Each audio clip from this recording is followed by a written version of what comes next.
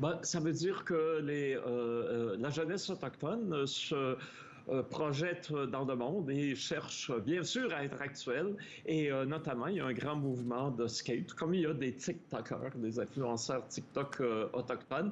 Et donc, on est un festival qui reflète, je dirais, toute la diversité de tous les âges, un festival multidisciplinaire qui embrasse aussi bien les pratiques traditionnelles que, en termes artistiques, les propositions les plus contemporaines. Donc c'est une réappropriation un peu de cette culture skateboard. Racontez-nous un peu les coulisses de ce festival. Hormis l'aspect autochtone, qu'est-ce qui préside au choix des œuvres ou des activités mises en avant? Ce qui préside, c'est dans le fond, on a donné comme thématique cette année au festival du royaume des ombres vers la lumière. Alors, on peut dire que ce sont des cultures renaissantes, puisqu'on sait qu'il y a eu dans toute l'Amérique du Nord une tentative d'éradication totale et récente, historiquement, et ça a laissé des traumas importants. Et l'art est à la fois un moyen de réappropriation des cultures, de reconnexion avec des ancêtres, et aussi c'est un combat joyeux pour redevenir ce que nous sommes, c'est donc le résultat d'un combat. D'ailleurs, le concert dont on voyait des extraits tantôt s'appelle War Club Live.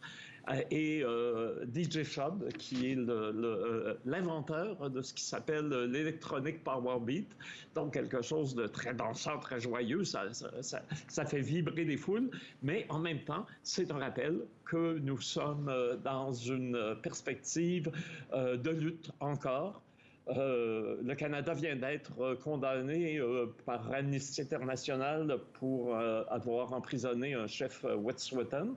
C'est cette semaine que la nouvelle est sortie. Et en ouverture, on avait Yinta, un film justement qui raconte cette lutte des chefs traditionnels et des populations Wet'suwet'en, une nation de la côte ouest, contre l'oléoduc qui traverse leur territoire et qui amène le pétrole sale des sables bitumineux vers le Pacifique.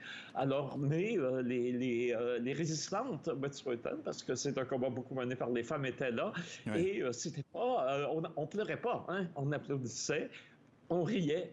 Et on sait que dans ce combat, on se réaffirme.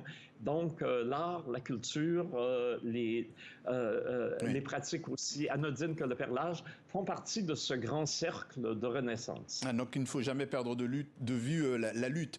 Demain, projection en exclusivité du documentaire Amazonie à la rencontre des gardiens et des gardiennes de la forêt. Là encore, on regarde de quoi on parle à travers la bande-annonce de ce documentaire et on revient vers vous.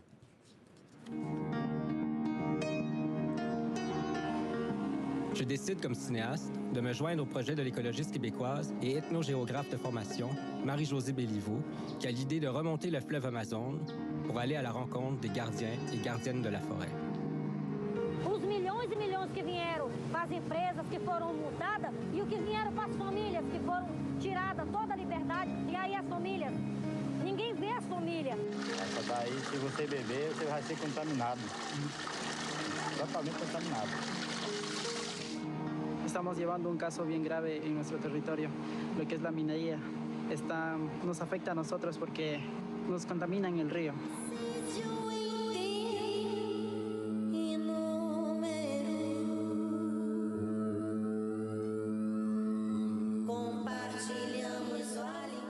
André Dudemaine, parlez-nous de ce documentaire qui dénonce les atteintes écologiques au territoire des Premières Nations de l'Amazonie.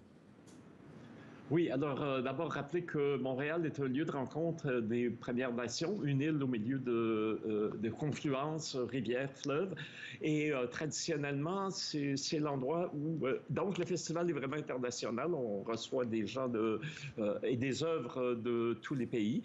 Et notamment, ce documentaire, ce qu'il y a d'intéressant, c'est qu'il démontre que face aux désastres écologiques qui sont amenés par les grandes pratiques industrielles, les peuples autochtones ne sont pas passifs. Il y a vraiment des actions. Les peuples autochtones du monde se retrouvent à l'avant-garde des luttes écologiques. Donc, la sagesse ancienne des traditions de nos peuples sont d'une actualité brûlante, dans le cas de l'Amazonie, c'est le cas de le dire. Et encore une fois, c'est heureux. Je dirais, je disais hier soir à l'ouverture, la mauvaise nouvelle, c'est qu'on est encore obligé de se battre pour défendre le territoire. La bonne nouvelle, c'est qu'on est capable de se battre et de marquer des points, de marquer des victoires. Oui. D'ailleurs, tenir un festival des Premières Nations au beau milieu d'une grande métropole culturelle, ça a été un long trajet. C'est un gros défi. Et voilà, et maintenant, c'est bien incrusté dans le paysage culturel montréalais, et c'est la fête aussi, et il y a beaucoup... je dis... Les festivaliers, je dis aux festivaliers, vous n'êtes pas ici des spectateurs, vous êtes partie d'un grand mouvement. Et il y a beaucoup de choses à voir, et à ce 34e édition de ce festival Présence autochtone qui se déroule à Montréal jusqu'au 15 août. Allez-y si vous le pouvez. Merci André Dudemaine, directeur du festival, d'être passé par le journal de TV5 Monde.